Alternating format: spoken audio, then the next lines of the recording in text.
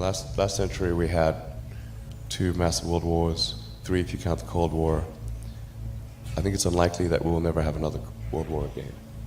Or if we have another one, it'll be the last. Yeah, it just could be radioactive rubble.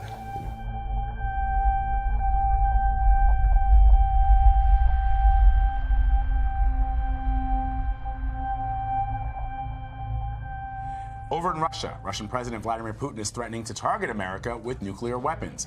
He made the remarks in his annual speech to both houses of the Russian parliament today. Putin says that he would not make the first move, but that he'd have no choice if the U.S. puts its own nuclear missiles in Europe. Tensions have been high after the Trump administration's decision to withdraw from the Cold War-era nuclear treaty before that announcement.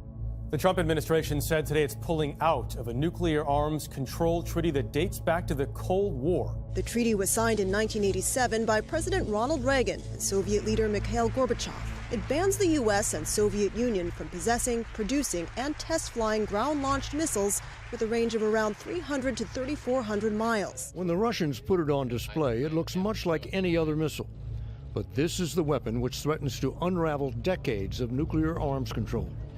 It is a low-flying cruise missile, which U.S. intelligence says violates the Intermediate Range Nuclear Forces Treaty, INF for short.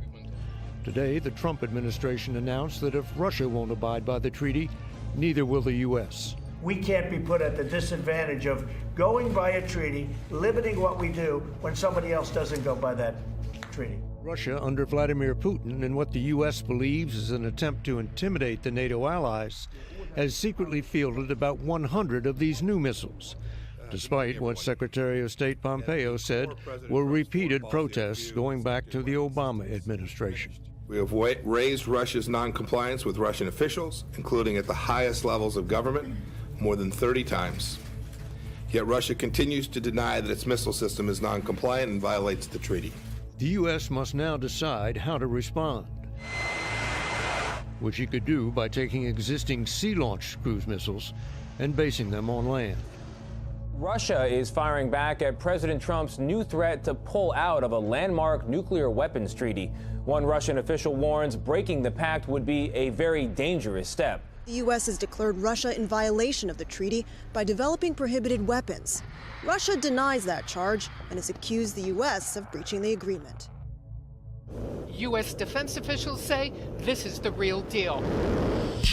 Russia test firing its new high-speed hypersonic missile, a missile that the U.S. military currently cannot defend against. Russian President Vladimir Putin pulling no punches on his intent.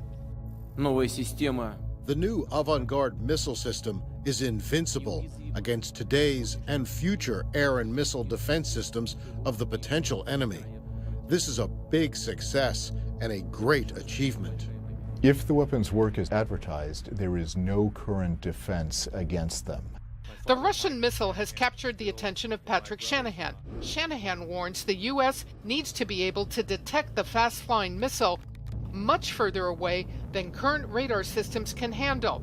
The U.S. has to detect it thousands, not hundreds of miles away because of its high-speed approach. The Pentagon may spend more than $1 billion trying to develop and field its own capabilities. We're going to need a different set of sensors in order to see the hypersonic threats.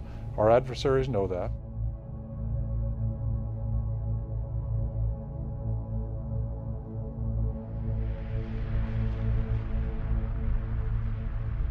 Both India and Pakistan have more than 100 nuclear weapons each, far more than enough to create a nuclear winter which will kill us all.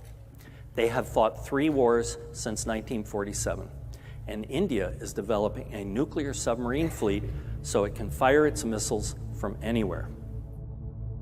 Even a war between India and Pakistan, 2 of the smallest nuclear powers, with only a few hundred weapons of about the size of the Hiroshima bomb, we might die as unintended consequences. My colleagues calculated the spread of smoke after a war between India and Pakistan.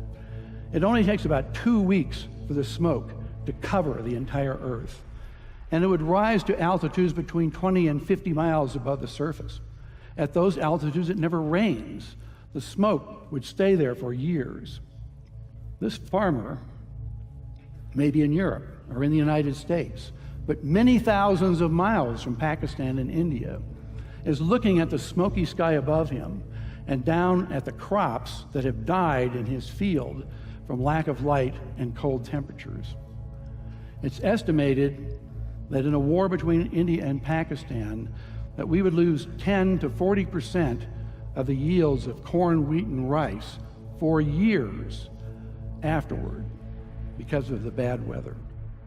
The entire world only has enough food to feed the population for 60 days unless agriculture produces more food.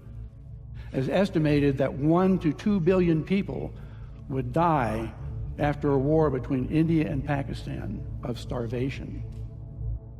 The escalating military tensions between the U.S. and Russia as Pentagon officials game out a response to Russian aggression in Europe. Vladimir Putin is now making some serious moves in the Caribbean. Putin is on America's doorstep with nuclear-capable bombers that can fly at twice the speed of sound. It's a bold move right out of the Cold War as the Russian president tries to establish a military foothold near American shores.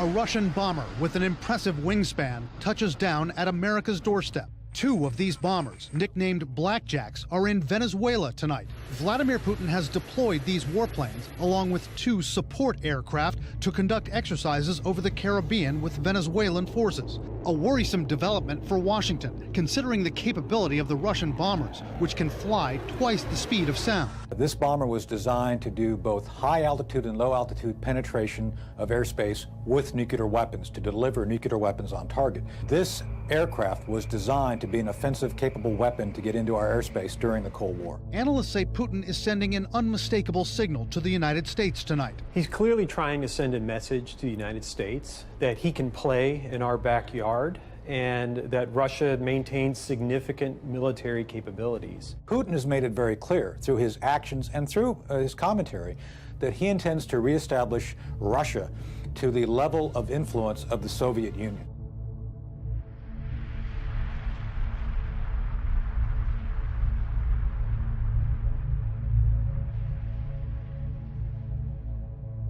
Meanwhile, tensions are extremely high tonight between two nuclear powers. Not here in the U.S. World leaders are urging Pakistan and India to take some deep breaths after 2 days of the most intense conflict between the two countries in 20 years. Pakistan says it has shot down 2 Indian aircraft, which it claims were over Pakistani airspace. The Pakistani military also says its warplanes carried out airstrikes inside India. Tensions are high between India and Pakistan as both countries order airstrikes against each other. Both countries have nuclear weapons. Pakistan says it shot down 2 Indian warplanes and captured one of their pilots. And after a full-scale nuclear war, temperatures would plunge below ice age conditions. We would be in a nuclear winter. No crops would grow. It's estimated that 90% of the population of the planet would starve to death, and civilization would be destroyed. And no one would be safe. Not those in countries with no nuclear weapons, not those in countries that didn't participate in the war, and not those on the other side of the planet from where the explosions occurred. No one would be safe. Even small exchanges could be absolutely devastating. You're going to have first the destruction effects, you'll have fallout, you may have some climatic effects that spread. For his part, Robach has modeled a hypothetical worst-case scenario, which suggests that widely dispersed smoke from a small regional nuclear conflict could cause cooling of several degrees across parts of the world. It would be enough to have a huge impact on agricultural production. The world would have much less food. So you can imagine these political instabilities developing, and war and terrible famine as a result of a small nuclear war on the other side of the world.